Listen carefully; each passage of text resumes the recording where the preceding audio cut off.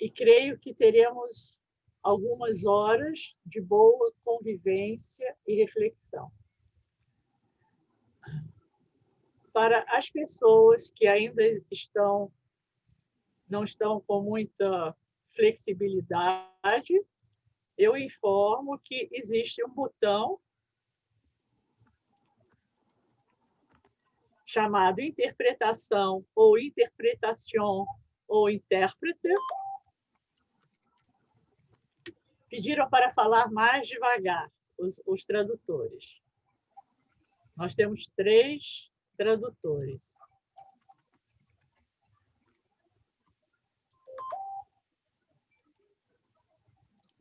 Antônio está com dificuldades. Vamos ver. Sim, Antônio, você pode... Antônio quer falar? Então, um momento, por favor.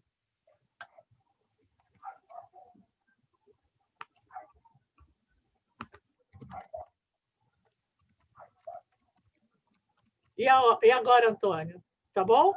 Podemos continuar? Ok. Este é um exemplo que estamos começando a aprender a viver também no mundo virtual e no mundo tecnológico. Então, algumas dificuldades vamos ter também aqui no nosso seminário. E eu espero que nós possamos ter paciência, tolerância, para podermos aprender a nos comunicar dessa forma.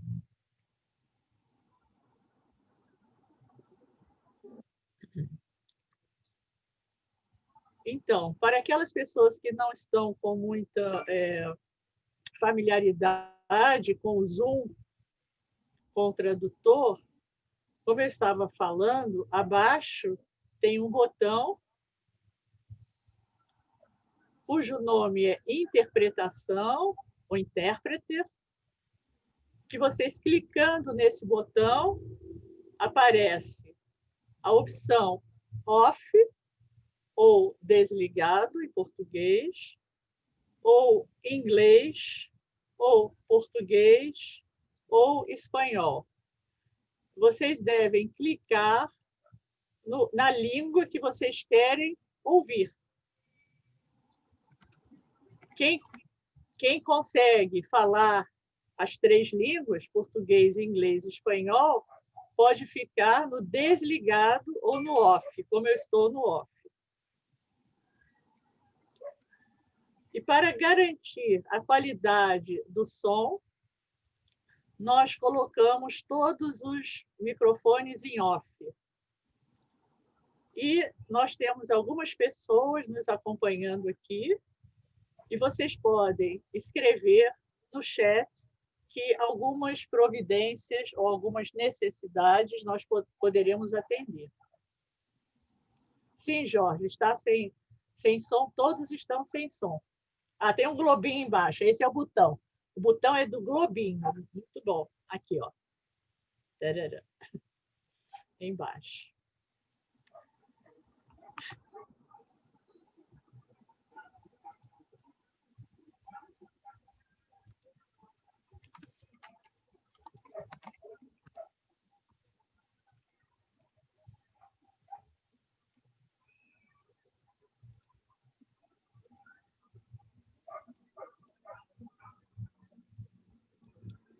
Então, eu acho que nós podemos começar.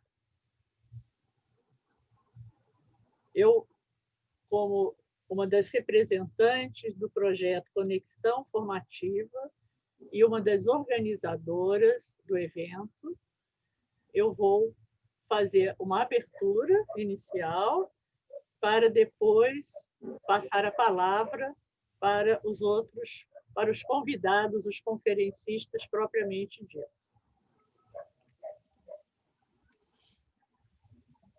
É com muita emoção e alegria que eu estou aqui para dar as boas-vindas a todos e todas desejando que estes 2 dias sejam inspiradores para as nossas mentes e corações, neste momento tão crítico que estamos atravessando em todo o planeta.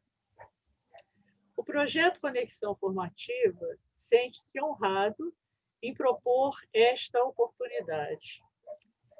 Em realidade, este seminário se alinha às intenções de nossa instituição, nascida para fomentar as conexões entre as pessoas a partir das ligações formativas entre seus fundadores, André e eu.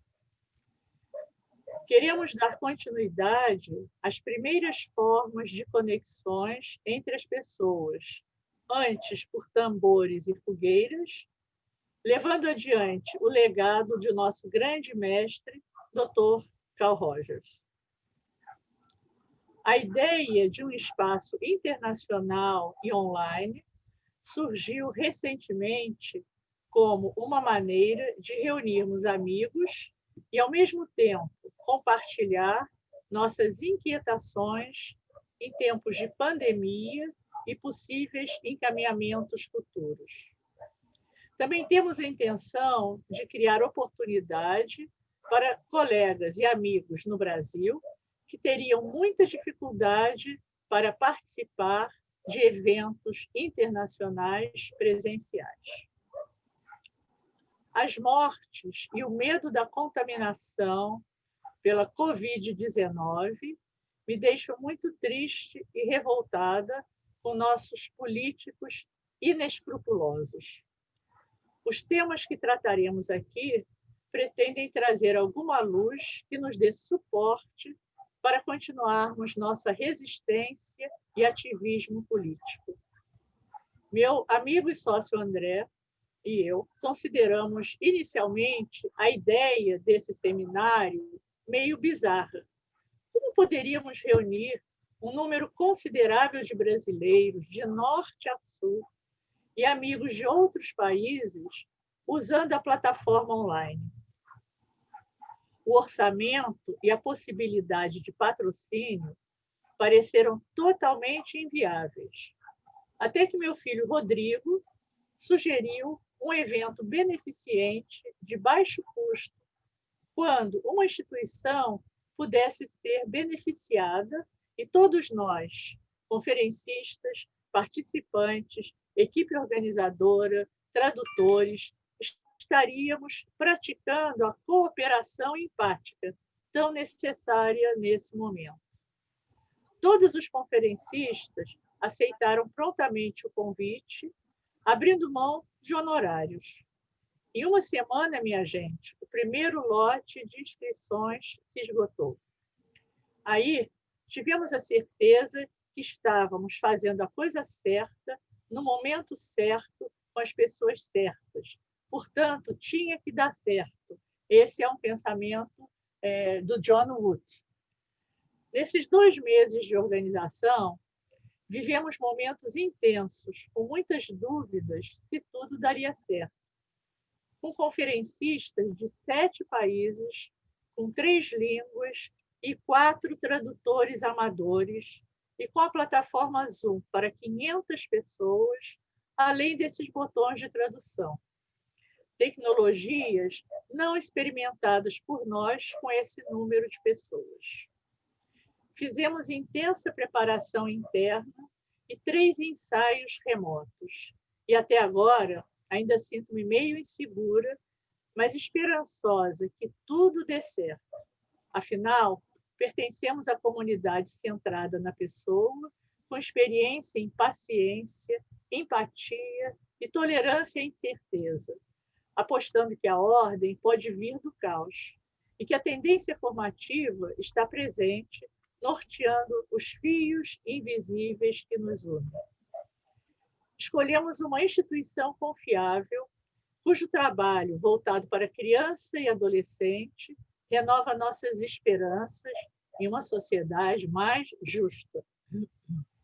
O SEDECA, Centro de Defesa da Criança e do Adolescente, aqui representado por uma de suas colaboradoras, Cleise Silva, fará uma breve exposição do alcance e do trabalho desenvolvido lá.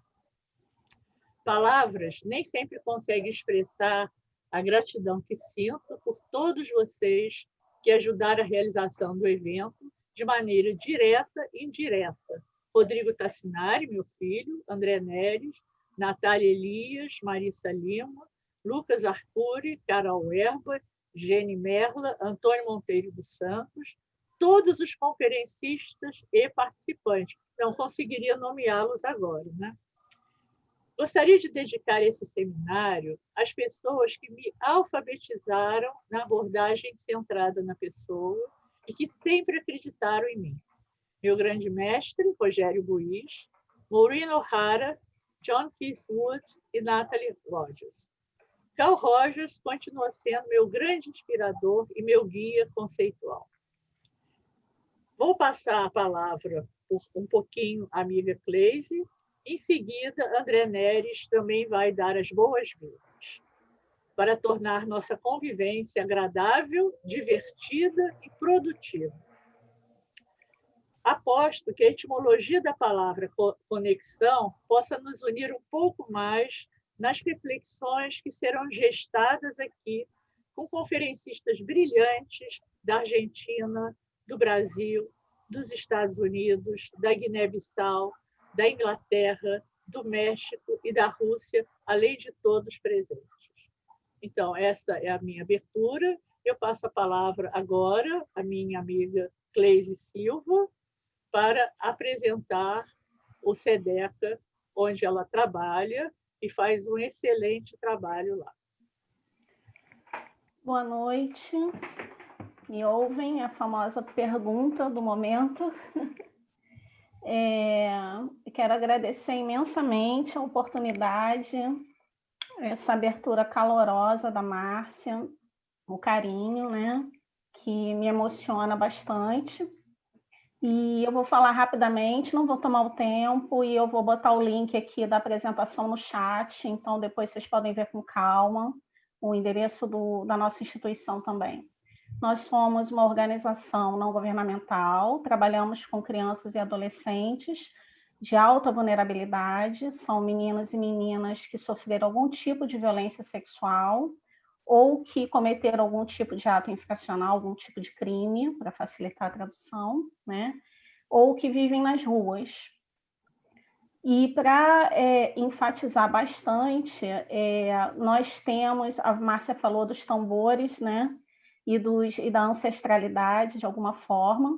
Nós desenvolvemos um trabalho que é a justiça restaurativa, que tem os mesmos fundamentos e os princípios da abordagem centrada na pessoa,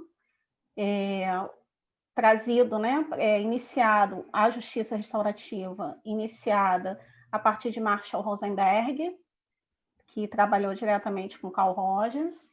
Então, temos outros projetos, mas eu quero enfatizar esse, que faz esse trabalho de facilitação a partir do diálogo entre adolescentes que cometeram algum tipo de crime e suas vítimas, ou com as suas famílias por algum tipo de conflito que tenha ocorrido, né, entre essas crianças, esses adolescentes, as suas famílias ou pessoas que foram atingidas por algum tipo de dano.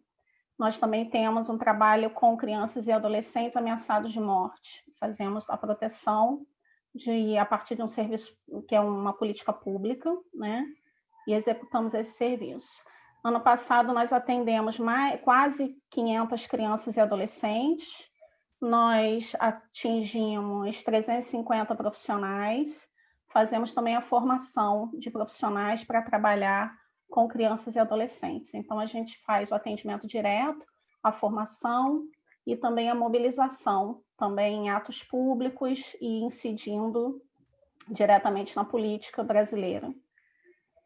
Deixar aqui o meu carinho, o agradecimento de coração, também em nome do Pedro Pereira e da Vera Cristina Souza, que junto comigo, nós três juntos, coordenamos de uma forma coletiva, colegiada, o SEDECA Rio de Janeiro. Muito obrigada mesmo pela oportunidade, pela iniciativa da Márcia. Esse momento é um momento realmente muito difícil para toda a humanidade. e a gente se junta a essa iniciativa, tá bom? Muito obrigada.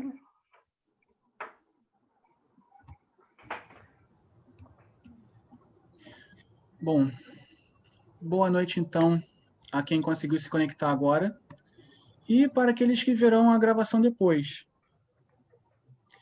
Ouvir as palavras da Cleise me fizeram voltar um pouco no tempo, pois trabalhei durante alguns meses com ela. Vi durante esse período o quanto o SEDECA tem projetos e expertise para ir mais longe, e com certeza iriam se houvesse mais patrocínio. Nessa pequena viagem no tempo, lembrei quando Márcia Tassinari e eu tivemos um insight do que viria a ser esse evento e que estamos todos juntos hoje. E preciso confessar que eu não imaginava o quão longe e importante essa ideia da Márcia era e se tornaria. Felizmente, tanto ela quanto eu somos muito teimosos quando estamos com uma ideia potencialmente boa e contagiamos um ao outro a seguirmos em frente. Vejo que essa é a base da nossa conexão formativa. O próprio projeto Conexão Formativa foi resultado de um investimento que fizemos em formalizar o que víamos que já estávamos fazendo. Apresentar um espaço que pudesse gerar uma conversa livre, aberta, para irmos sempre mais longe, testando nossos limites em vários níveis diferentes. Foi um pouco do que vimos acontecer quando tivemos a primeira conversa sobre como aproveitar textos da abordagem centrada na pessoa que não haviam sido publicados aqui no Brasil. O que seria um projeto de estudos de textos acabou se tornando o livro Diálogos Humanistas, que vendeu mais da metade da primeira edição antes do próprio lançamento. Bom, eu acabei voltando muito mais no tempo ainda, ou melhor, não tanto tempo assim. Quando eu estava na graduação e pedi para participar do grupo de estágio de uma professora que, na época, eu desconhecia, e que se chamava Márcia Tassinari. Eu, que estava cursando uma graduação já depois dos 30 anos, e que tinha como horizonte apenas um cargo ordinário de segunda a sexta-feira que me permitisse viver razoavelmente bem, estou aqui hoje com todos vocês porque tinha um potencial que encontrou solo para se desenvolver. Olhar em perspectiva me parece uma confirmação do que Roger expressou em toda a sua vida. Estamos todos em um processo de atualização para um funcionamento mais complexo, autossuficiente e pleno. Ou seja, somos todos solo rico em condições facilitadoras quando acreditamos no nosso potencial. Não somente um potencial individual, mas um potencial de ideia. E ter essa certeza traz a mim um estado alterado de consciência agora, pois acredito em muitos frutos que serão maturados nesse seminário. Esta é uma conversa que Márcia Tassinari e eu temos repetido nessas últimas semanas. É possível sentir a energia que esse evento está mobilizando. Bom, eu espero que todos aproveitem ao máximo esse solo preparado inicialmente por nós, pela equipe de staff, pelos conferencistas, e que agora se estende a cada um presente aqui. Acaba sendo uma consequência natural olhar todas estas 222 pessoas logadas agora e lembrar que este é um resultado direto desse período pandêmico que estamos vivendo. Seria também leviano dizer que as palestras apresentadas aqui não contemplariam esse assunto.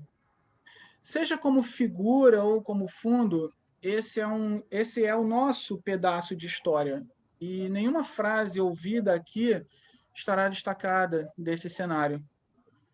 Essa primeira parte do nosso seminário será com representantes sul-americanos, apontando possíveis direções para abordagem centrada na pessoa. Amanhã, nossa conversa olhará o tema pandemia mais acuradamente e por outro viés, de que forma a abordagem ACP se insere e está inserida culturalmente. Só em anunciar o que esse nosso encontro promete, eu já estou arrepiado. Eu acho que me alonguei um pouco mais do que o programado, né? Então, eu vou me juntar à equipe que está cuidando dos bastidores agora. E, com isso, vou transferir novamente a batuta para a nossa maestra, que fará o papel de mestre de cerimônias durante esse nosso evento. Tassinari, é com você!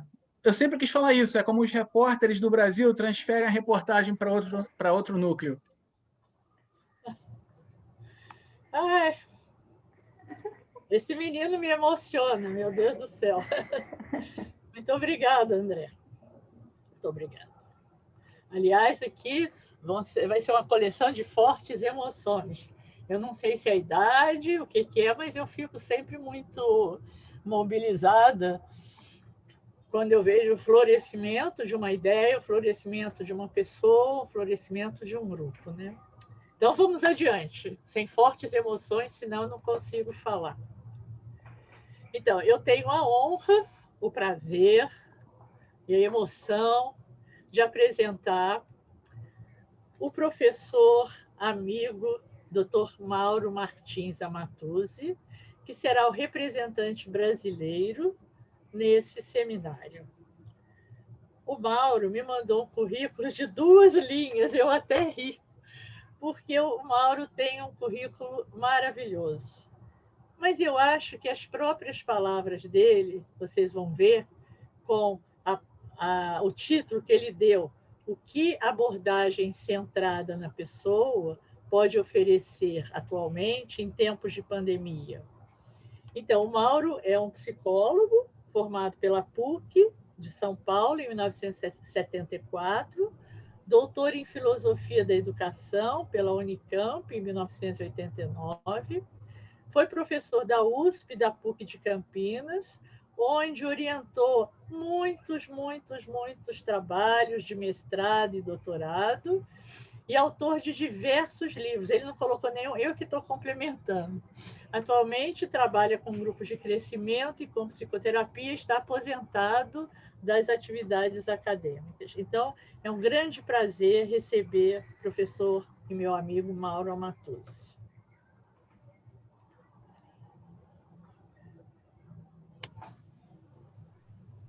Já posso falar? Já! Boa noite a todos. Aqui é boa noite já. Márcia, toda essa sua apresentação tão carinhosa me deixa bastante constrangido e o meu tremor só aumenta, viu?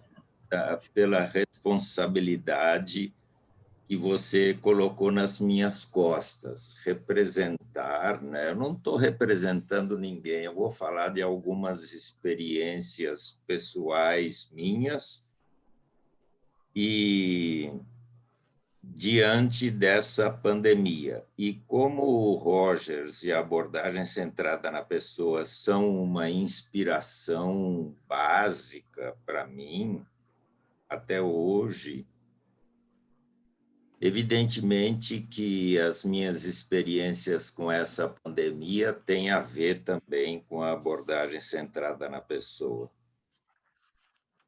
Eu quero... deixa eu ver aqui. Vocês continuam me vendo aí? Porque eu abri uma outra tela aqui onde tem um texto que vai me orientar um pouco na minha fala. Eu não aguentei, viu, Márcia, e resolvi abrir o texto que eu mandei antes para Márcia, mas a responsabilidade é muito grande, estou com medo de me perder, viu? Então, vamos lá.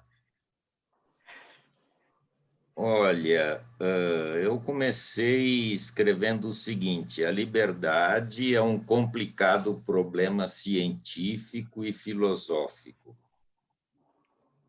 Por que começar falando de liberdade, né? Realmente, a Márcia fez menção aí da nossa situação política, das nossas divisões, e eu acabo me perguntando, meio estarrecido, se os nossos eleitores, eu inclusive,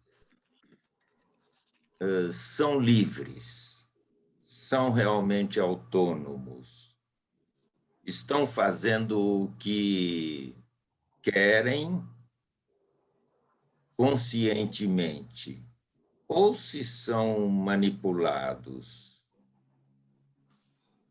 Então, eu acabo de ler um livro sobre essa temática e é muito complicado realmente o problema da liberdade, mas não vou entrar nele, não vou filosofar muito aqui. Eu quero ficar mais próximo da minha experiência.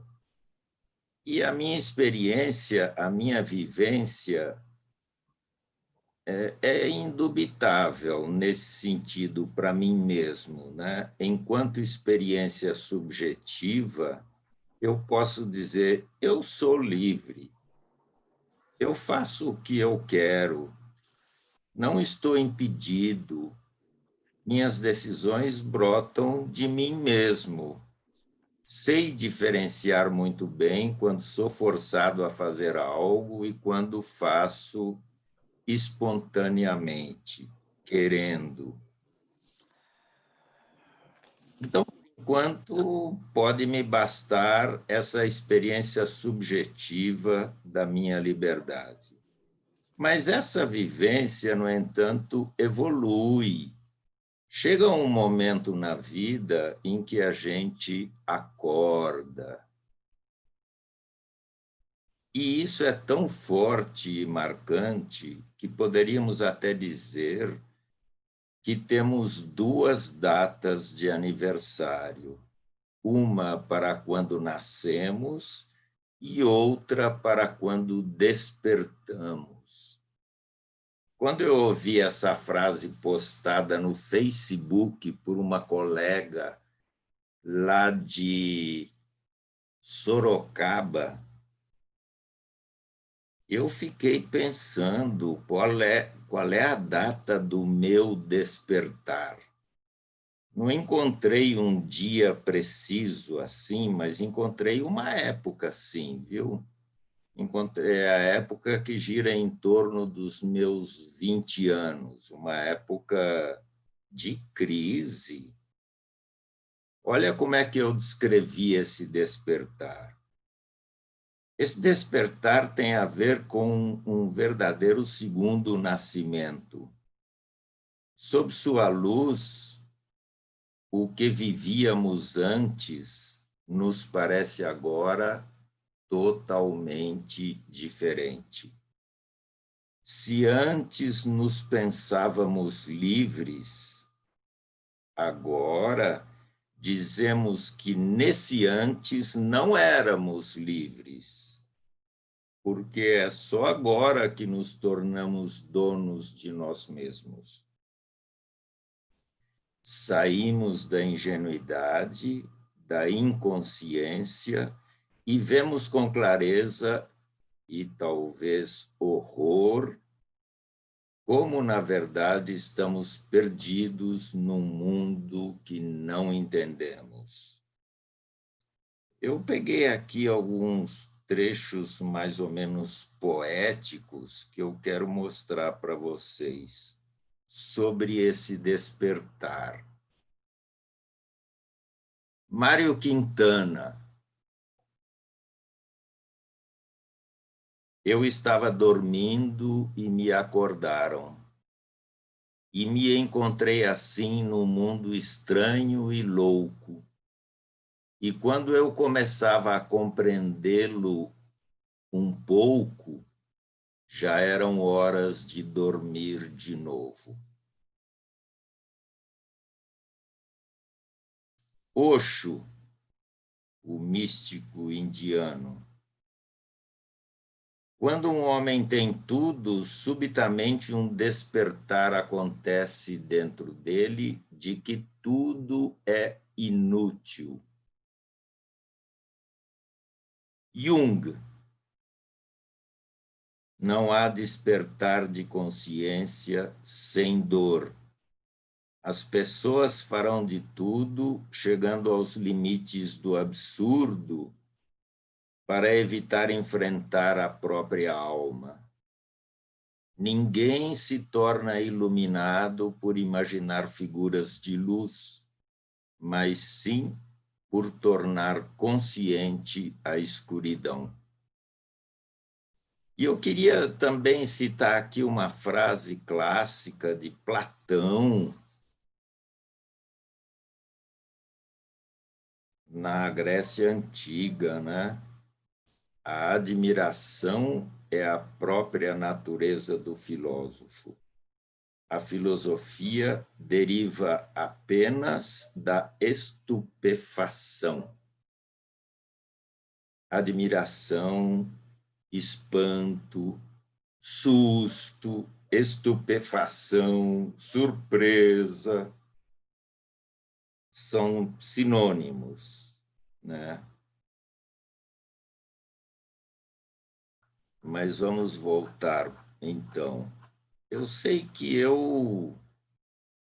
teve um momento que eu acho que eu despertei, é como se eu tivesse saído da ingenuidade.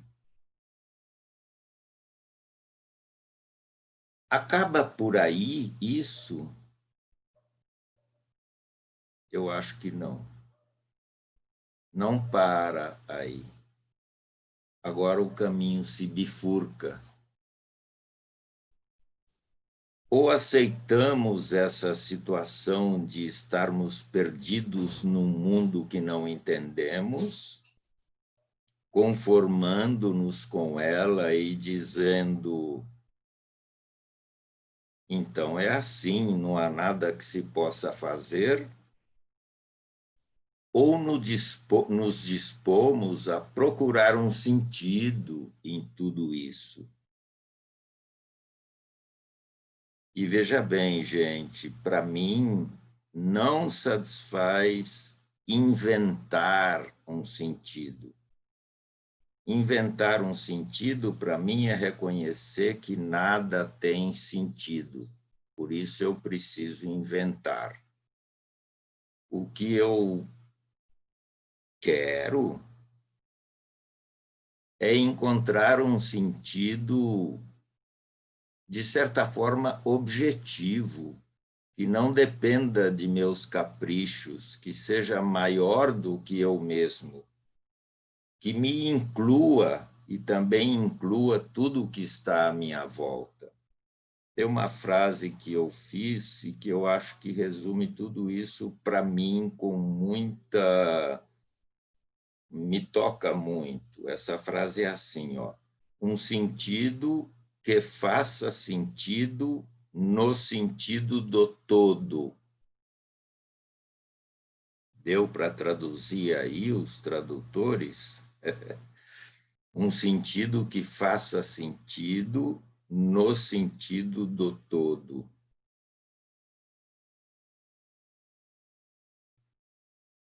É um longo caminho esse, viu? Cheio de imprevistos e novas descobertas, inesperadas.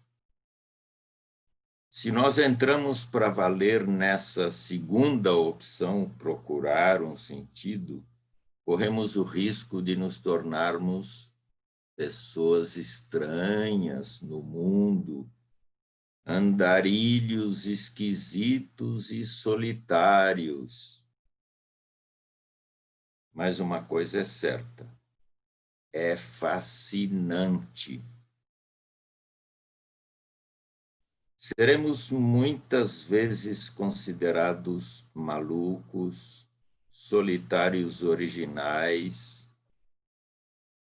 e os nossos momentos de prazer me parece, estará nos encontros com outros andarilhos solitários nas encruzilhadas do caminho.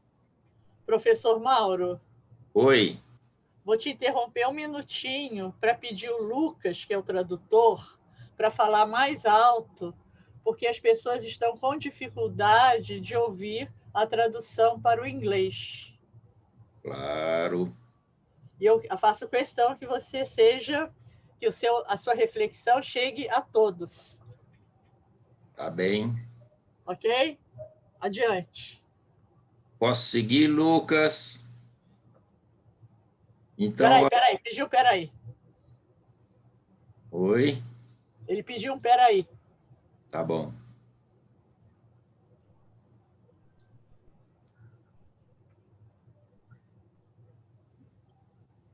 Yes, I can hear you, but I can't. But your voice is slower. Slow. Pronto? Pronto, Lucas.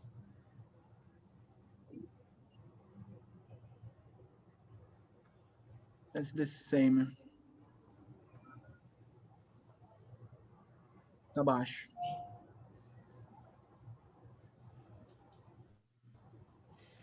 Me dá um sinal, Márcia, quando for a hora. Eu te dou o sinal. O André está vendo ali com o Lucas, ele está na sala lá, porque os tradutores, cada um está numa sala. Certo. Então, nós conseguimos nos comunicar com ele por outro meio. O André está se comunicando com o Lucas. O Lucas caiu? Ele saiu, gente? Ele saiu para organizar de novo o som, Mar. Então, Mauro, me desculpe interromper, ele caiu, o nosso tradutor do português para o inglês, que é o Lucas. Ele está voltando aí. Tudo bem. Avise em inglês, Márcia. Well, just a moment, because our interpreter from Portuguese to English is having some problems with the voice. So he went out and he will come in again. And Mauro is waiting a little bit for that.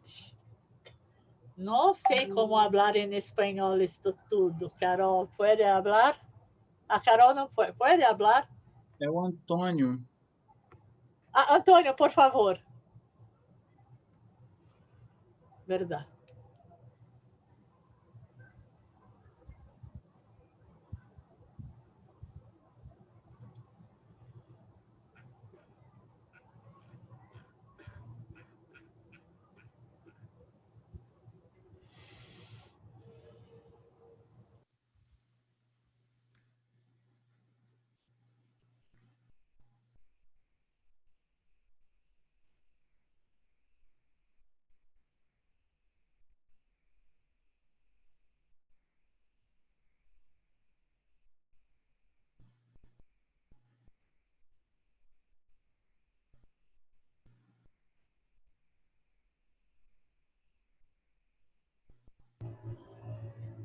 Mauro? Oi. Se você falar bem devagar, eu vou traduzir você até o Lucas chegar, ok? Ok. Um momentinho para eu achar você aqui. Take it easy. O Lucas retornou. Retornou? Ok. Tá bom. Posso seguir, Lucas? Ele falou que posso, Márcia. Eu não sei onde ele está. Lucas, pode continuar?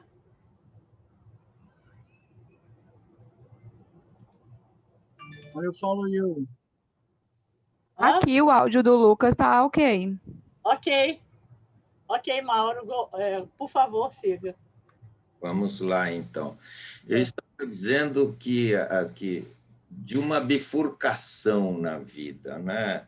Aceitar que nada tem sentido ou então partir em busca de um sentido. E de um sentido objetivo, né? Eu resumi isso nessa frase. um sentido que faça sentido no sentido do todo. Isso me pegou e eu optei por esse caminho e parto em busca disso e me tornei um andarilho solitário procurando. No meio disso tudo, surge uma pandemia. E não é qualquer pandemiazinha, mas uma que nos ameaça de morte, uma peste. Ela nos pega totalmente desprevenidos, a mim, pelo menos. Eu, pessoalmente, nunca esperava por isso. Mesmo que, com minha idade, quando criança, ouvia minha mãe contar como foi a gripe espanhola de 1918, 1920, quando ela era menininha. Eram tantos os mortos que caminhões passavam pelas ruas recolhendo os cadáveres que ficavam amontoados na carroceria de caixões empilhados de qualquer jeito. E isso me faz lembrar daquilo que eu vi na televisão que aconteceu em Quito, no Equador. Cadáveres enrolados em lençóis que eram colocados na calçada para serem recolhidos. Fiquei muito impressionado com isso. Pois é, eu ouvi minha mãe contar isso. Lembro-me também, alguns anos depois da gripe espanhola, quando eu era menino e nós saíamos de férias, uma ocasião fomos, se não me engano, a Santos, uma cidade aqui do litoral de São Paulo, e ela desinfetava com álcool o banheiro do hotel. Lembro disso. Nunca pensei que eu também fosse passar por isso um dia. A minha primeira reação a essa pandemia atual foi, portanto, a de surpresa total. Mesmo tendo assistido cenas do carnaval deste ano, com todas aquelas pessoas amontoadas nas ruas e salões, pulando e dançando alegremente, sem a menor suspeita do que nos esperava. Mas já se sabia da pandemia. Quando foi declarada oficialmente a pandemia, eu não imaginava que viria a haver notícias diárias de mais de 1.000 mortes a cada 24 horas, e demorou a baixar esse número. Eu teria gostado que essa surpresa fosse ocasião de um despertar. Despertar pessoal e coletivo. Mas eu acho que me enganei redondamente. Depois do susto, quando foi declarada realmente a pandemia, passado o carnaval, veio a reclusão voluntária forçada, quarentena, isolamento.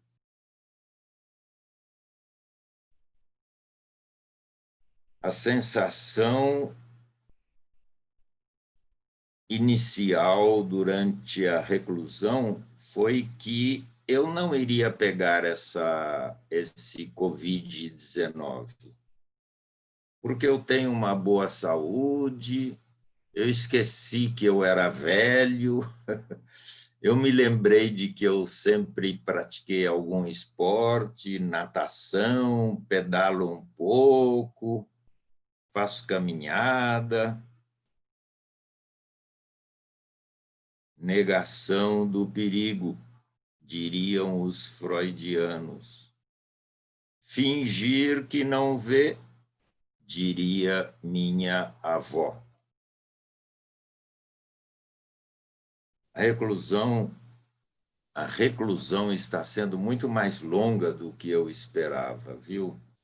Fazem 6 meses que eu estou fechado, me comunicando só online. De vez em quando dou umas fugidas para ver os filhos com muito medo. Eu pensava que fosse durar algumas poucas semanas. Então veio a fase do cansaço, do tédio e da revolta. Cansaço de ficar fechado. Tédio porque não tem mais o que fazer. Cansei de lavar prato. Cansei de varrer o chão, porque a gente dispensou quem fazia isso em casa. Continuamos pagando, mas dispensamos os serviços para preservar o isolamento e não deixar a pessoa sem ganhar o que ela precisava ganhar. Não foi fácil, mas eu, junto com o cansaço e o tédio, eu quero acrescentar um item aqui, que é a revolta, viu? Essa revolta, para mim, foi um pouco a busca de culpados. O que esse governo ou que esse desgoverno está deixando de fazer? Que gozações são essas com tantas mortes?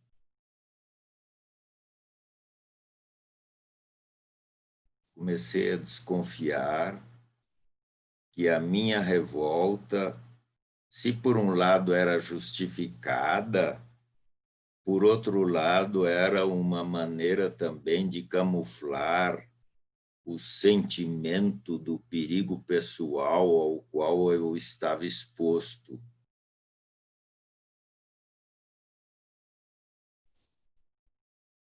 Os responsáveis pelo controle da pandemia estavam sendo irresponsáveis, eu acusava. Estavam mesmo, mas eu passei a usar isso para camuflar os questionamentos existenciais que a pandemia claramente me trazia.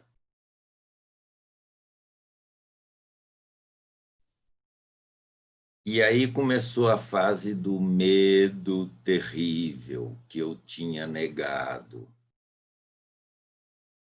No começo, a morte era um número numa estatística que não me tocava. Depois começaram a morrer pessoas de que eu conhecia, mas eram distantes. Depois, amigos. Depois, parentes muito próximos e chegados.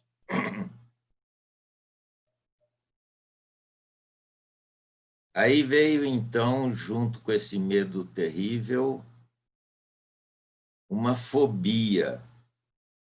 Eu comecei a lavar o sabão, comecei a passar álcool no vidro de álcool. Será que só eu? E, ao mesmo tempo, uma saudade redobrada dos filhos e netos. E eu não aguentei e acabei viajando depois de tomar 1000 cuidados. E eu estou nesse momento junto com eles aqui.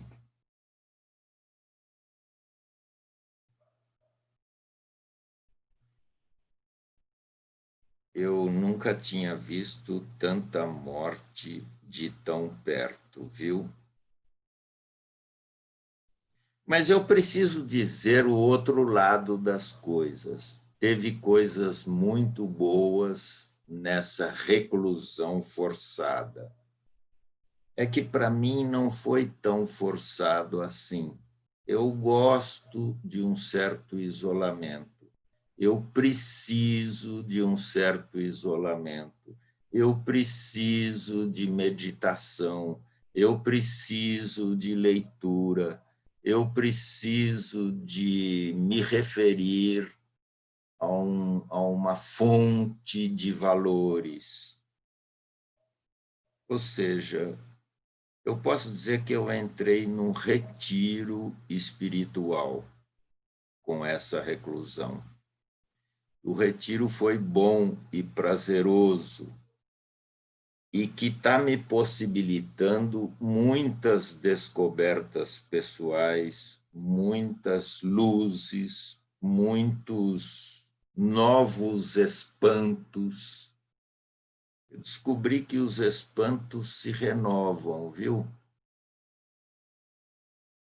Que os despertares são muitos através da vida.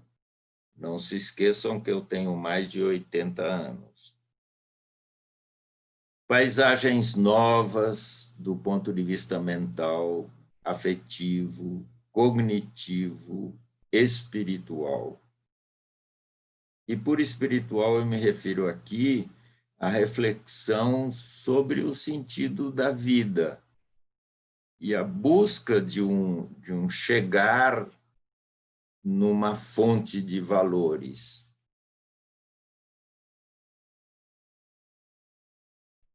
Com questões existenciais que me conduziam. Lidando com problemas para os quais a ciência e a técnica não têm resposta, porque são questões que ficam fora do âmbito científico. Mas são questões, para mim, reais, que me deixam me sentindo confuso, mal, mas também com momentos de luz, não só reais, mas questões muito significativas.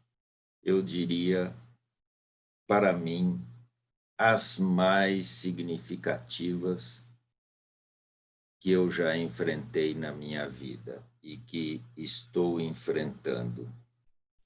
De onde vêm esses questionamentos existenciais?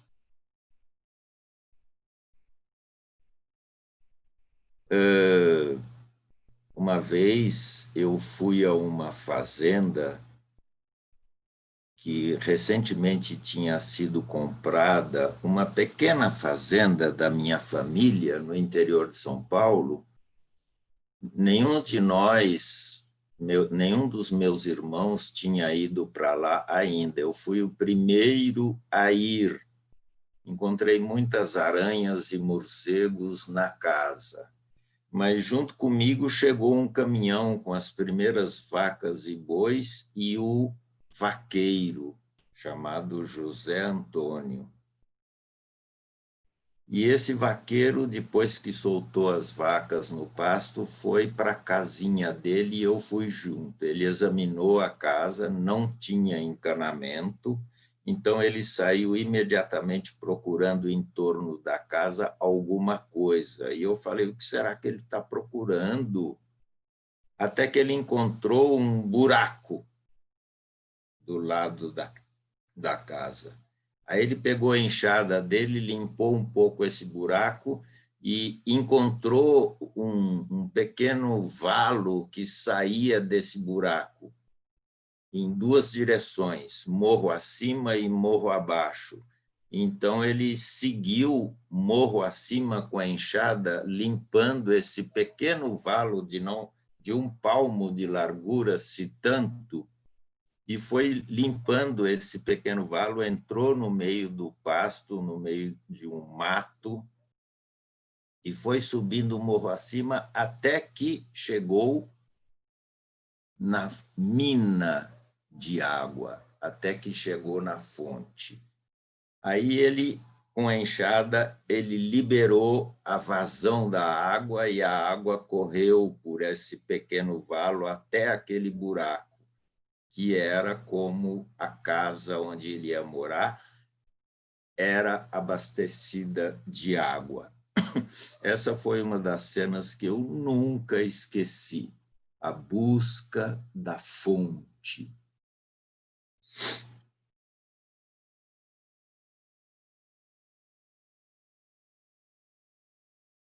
Para entender um pouco melhor esses questionamentos existenciais, eu queria fazer um pequeno recuo aqui, que também, para mim, é uma meditação muito significativa. Antigamente, o mundo era uma coisa muito simples e, eu diria, relativamente pequena, né? O nosso mundo era uma espécie de bandeja que tinha do lado de cima o céu e do lado de baixo os infernos, ou o inferno. Hoje nós comparamos essa visão de mundo com uma bandeja, mas não é verdade. Eu acho que vale a pena o exercício de entrar na cabecinha pequena daqueles que falam da Terra plana e procurar entender como era o mundo na cabeça desse povo antigo. Nós morávamos no chão do mundo, não tinha nada para baixo nem além do céu, era como se fosse o nosso quarto. E nós estávamos no centro do universo. E, de repente, se descobriu que nós morávamos numa bola que voava pelos espaços, flutuando no ar. E isso poderia ser provado cientificamente. Teve gente que se afundou em angústia. Uma bola flutuando no ar? Como assim? Essa passagem ela foi muito significativa, muito importante, muito difícil, uma crise existencial para a humanidade. E não ficou por aí. Essa bola, além de estar solta no ar, ela girava em torno do Sol. O Sol é que era o centro, não nós. E depois ainda, nem o Sol era o centro, o Sol era uma pequena estrela de uma galáxia. E depois outras galáxias e milhões de galáxias distantes. Aí vem aquela sensação de que nós somos um grãozinho de areia numa praia deserta de algum lugar.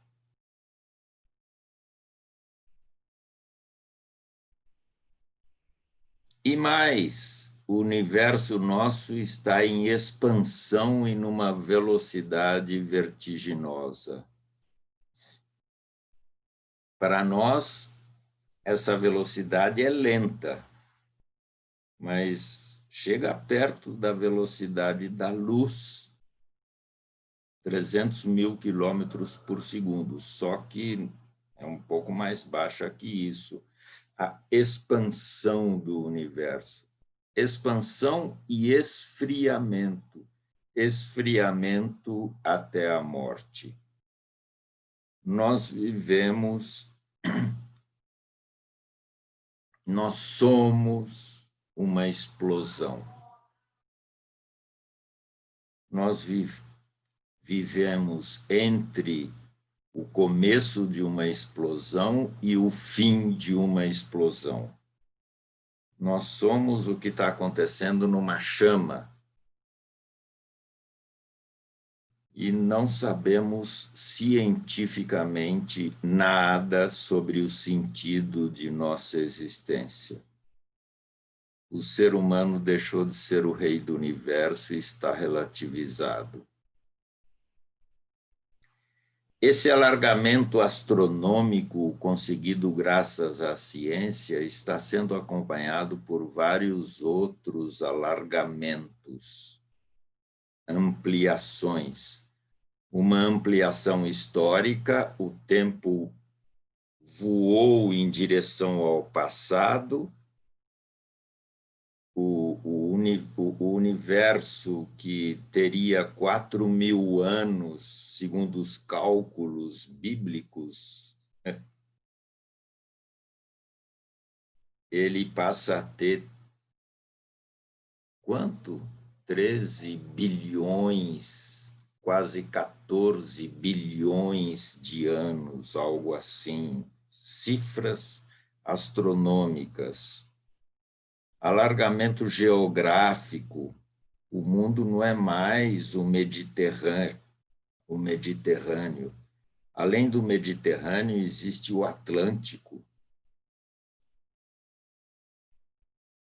As cidades pequenas foram sumindo e foram aparecendo as frenéticas cidades enormes, interconectadas. As famílias e o amor se submeteram às exigências do mercado. A grande família foi sumindo.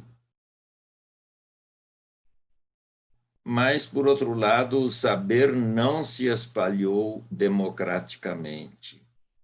A salvação prometida pela ciência e pela tecnologia decepcionaram. Não evitamos as grandes guerras nem os massacres, não eliminamos a pobreza, não criamos a vacina. Ainda há tempo de salvar milhões de vidas, atualmente 5 milhões, né? Que já se foram antes da hora. O que é o ser humano, afinal? Qual o sentido de tudo isso? Quando começou a quarentena, um amigo meu muito chegado me mandou uma mensagem dizendo: tenho pensado muito, qual o sentido disso? O que isso quer nos dizer?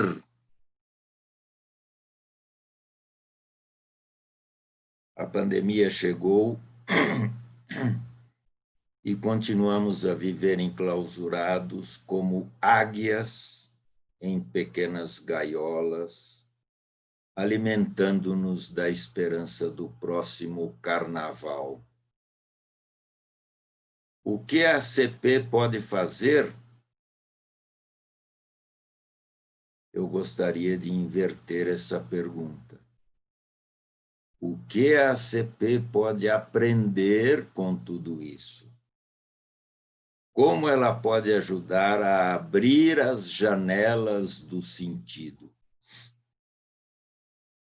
Eu acho que a ACP precisa estar à altura dos problemas das pessoas. Isso significa, para mim, um alargamento das dimensões da subjetividade.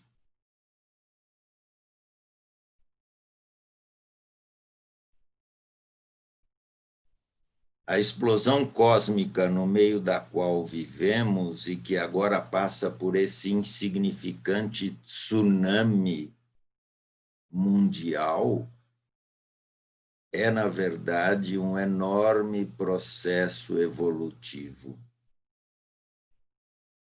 Nós somos filhos da Terra, somos filhos do universo. Quando você olha o processo da evolução que chegou até o ser humano, é também espantoso, fonte de um susto enorme.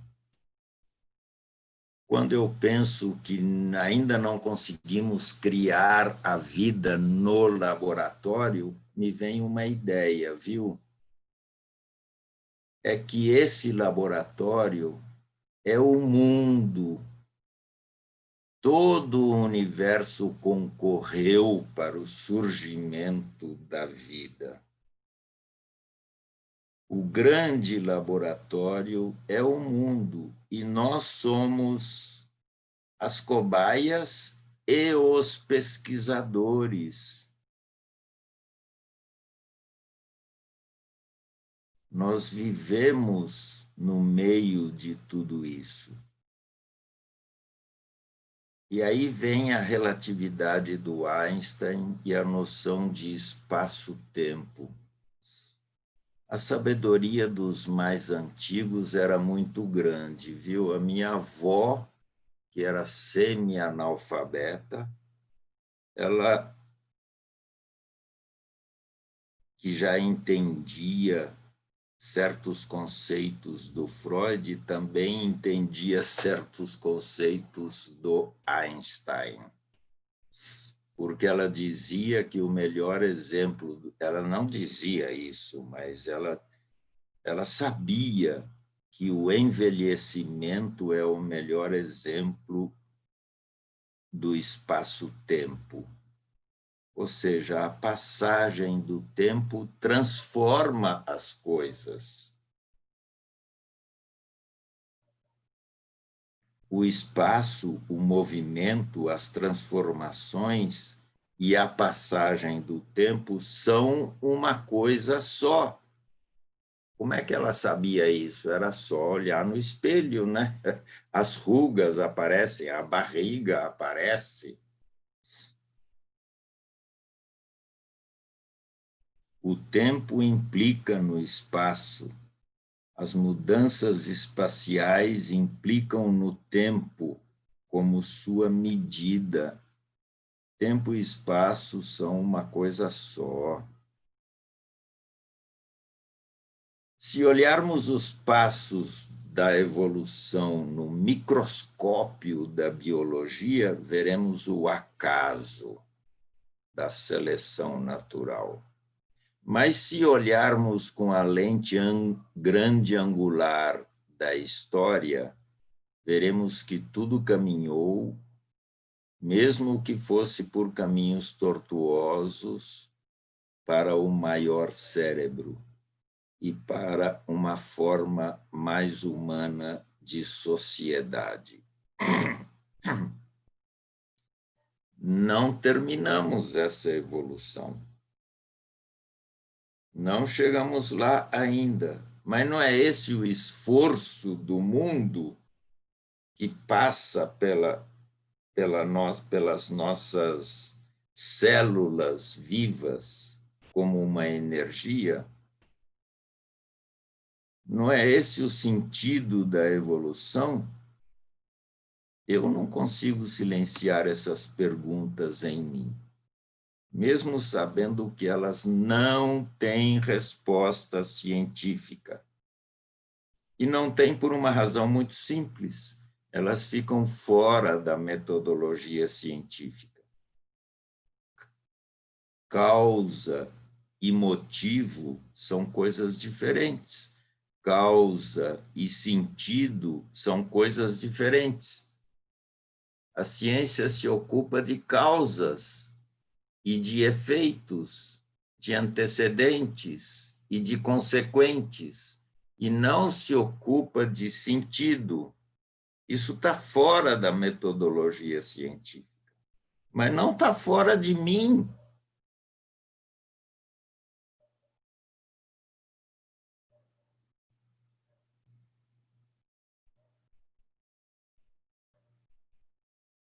Nós não estamos seguros, nós estamos caminhando e temos que entrar em diálogo para entender um pouco mais do nosso caminho.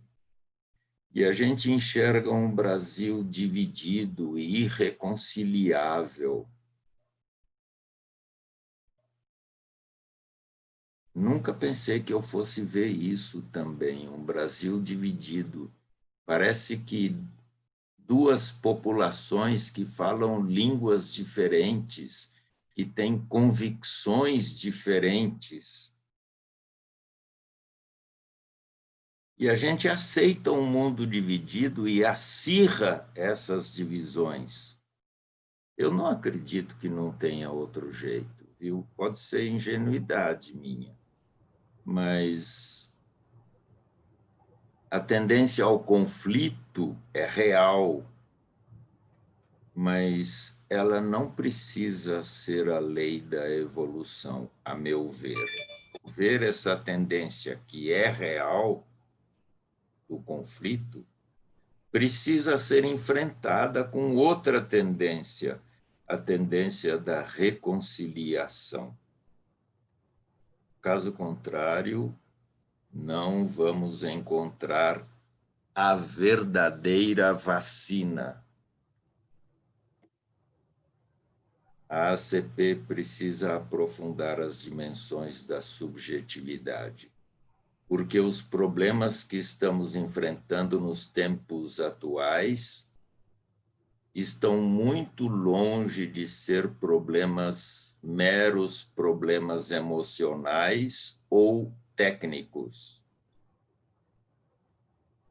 Reduzir a crise da humanidade atual à falta de uma vacina ou à falta de atendimento psicológico, isso só pode nos levar a uma ilusória nova normalidade, cheia de mortes prematuras e de ingenuidade. Eu queria deixar essas questões como introdução a esse nosso seminário, viu? E eu paro por aqui. Podemos? Podemos, sim. Muito obrigada, Mauro. Estou realmente impactada. Você nos provocou, pelo menos a mim, provocou muito. Vamos ver se temos alguma questão que as pessoas queiram falar ou deixamos para depois. Eu acho que no Telegram não apareceu nenhuma questão. As meninas aí podem me dizer? As meninas que estão tomando conta aí do Telegram. Eu imagino, Mauro, que as pessoas também tenham ficado tão impactadas quanto eu. Tem pergunta, Márcia? Tem pergunta? Sim, pode fazer a pergunta.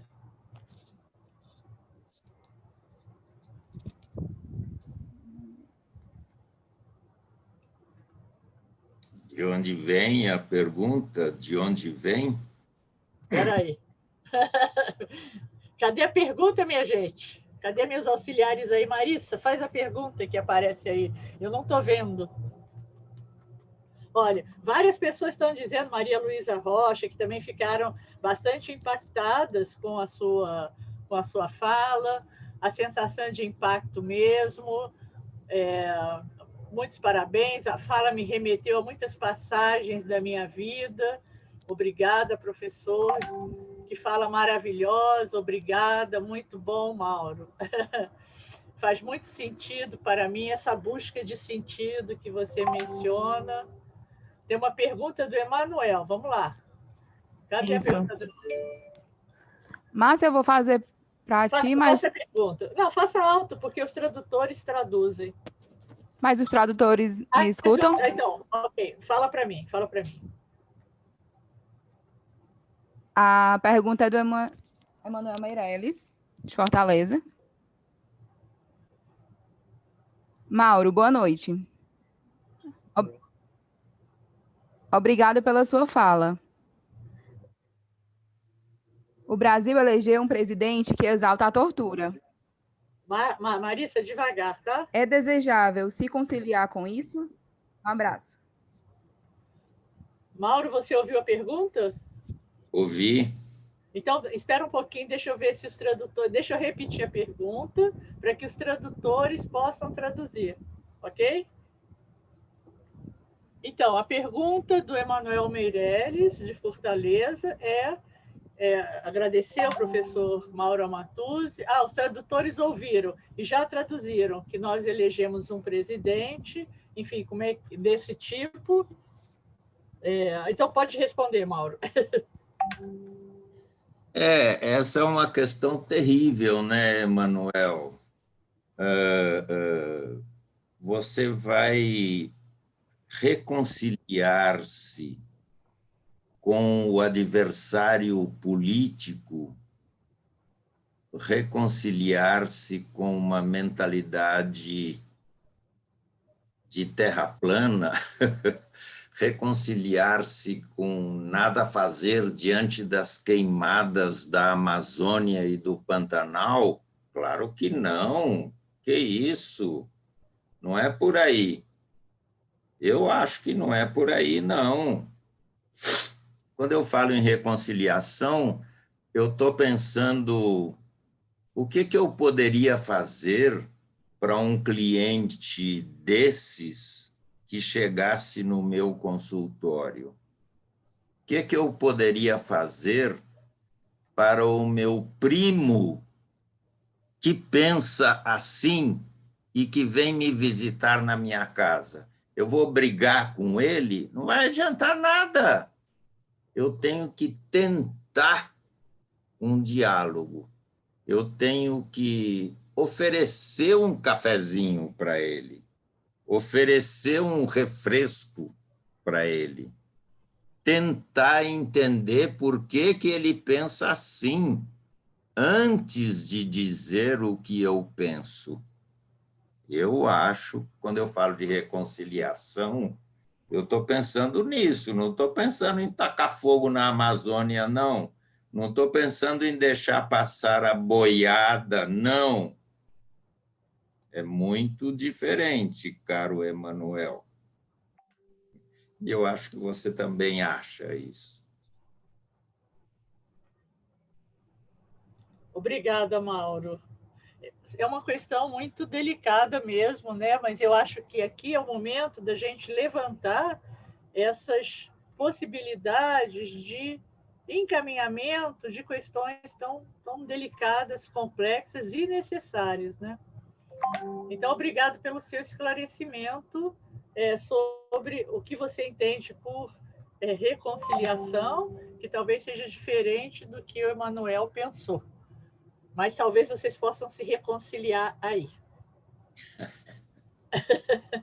Então, tem outras reflexões do Fernando Antônio. Como agir em relação à crise da humanidade atual? Qual a melhor atitude? Eu acho que a sua fala já encaminhou, mas você pode responder aí um pouquinho, que a gente já vai estar na hora mais ou menos. Então, olha, eu sugeri primeiro você se deixar, digo eu, todo mundo, nós da abordagem centrada na pessoa, nos deixarmos assustar, em primeiro lugar, nos deixarmos tocar pela questão do sentido, pela questão dos motivos, pela questão do que está por trás do individual, talvez, e tocar o coletivo. Eu acho que isso precisa ser estudado, entende? Ampliar ampliar as dimensões da subjetividade, quer dizer, conseguir escutar para além da escuta superficial, eu acho. Escutar não só o individual, mas escutar o coletivo na pessoa. E por coletivo eu estou entendendo tudo aquilo que faz parte do grupo ao qual pertence aquela pessoa, situar esse grupo numa corrente histórica. Por coletivo eu entendo os ancestrais, e os ancestrais para além dos ancestrais humanos, até o ancestral célula, até o ancestral energia. Então, assim, aprofundar a escuta para que a minha resposta não seja somente uma contradição ao que você escuta. Eu estou pensando muito, não dá tempo de desenvolver aqui, essa questão dos níveis da escuta, viu? Hoje em dia se fala, inclusive, de empatia formativa, se fala de uma escuta que vai além do individual e que mobiliza em nós habilidades e competências diferentes do pensamento funcional. Mobiliza em nós aquilo que a Maria Bowen chama de intuição, entende? Então, assim, o Rogers lidava com isso, o velho Rogers, talvez não o jovem Rogers, mas o velho Rogers, né? O segundo Rogers ou o terceiro Rogers. Eu sugeri isso, e se eu fosse desenvolver isso, eu só conseguiria atualmente, porque é uma procura para mim também, eu só conseguiria falar de aproximações dessa dimensão alargada da subjetividade. Eu não estou vendo ainda com absoluta clareza, mas estou vendo que ela mobiliza funções diferentes daquelas que a gente habitualmente está acostumado a mobilizar em nós, o pensamento funcional, entende? E o conhecimento científico, inclusive. Mas e essa mobilização passa pela vivência de uma relação intersubjetiva, passa pela vivência de uma relação que não é uma relação sujeito-objeto, mas pela vivência de uma relação sujeito-sujeito. Acho que quanto que eu consigo falar é isso. Professor Mauro, tem mais uma pergunta que eu acho que vai nessa direção. É do Danilo Rodrigues, de São Paulo. Ele fala: me impactou e me trouxe o questionamento. Podemos pensar que a ACP, nesse momento, passa também a olhar a pessoa de uma forma diferente? Tendo em vista todo o impacto subjetivo de emoções que encontram-se tão bagunçadas entre o normal e o novo normal.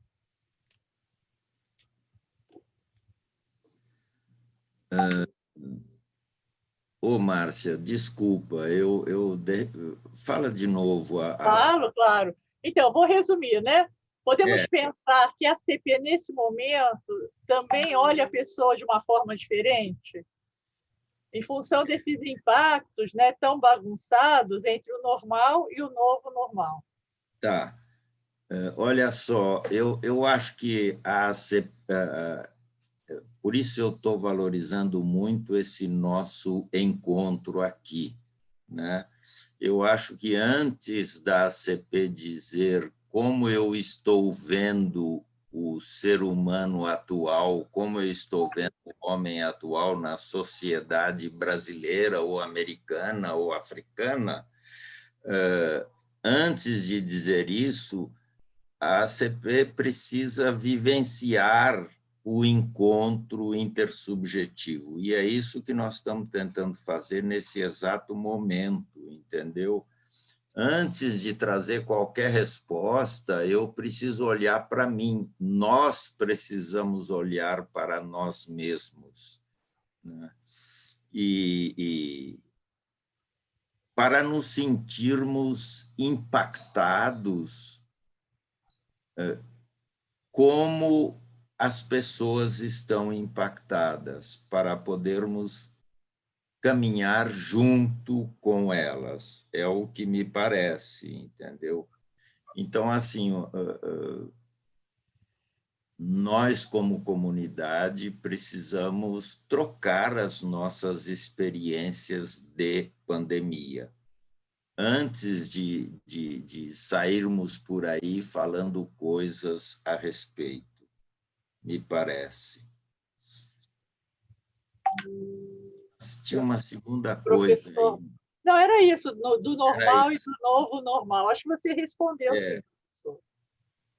Tenho mais uma pergunta. Posso fazer? pode, vamos lá. Essa pergunta é do Iago Cavalcante, de Fortaleza.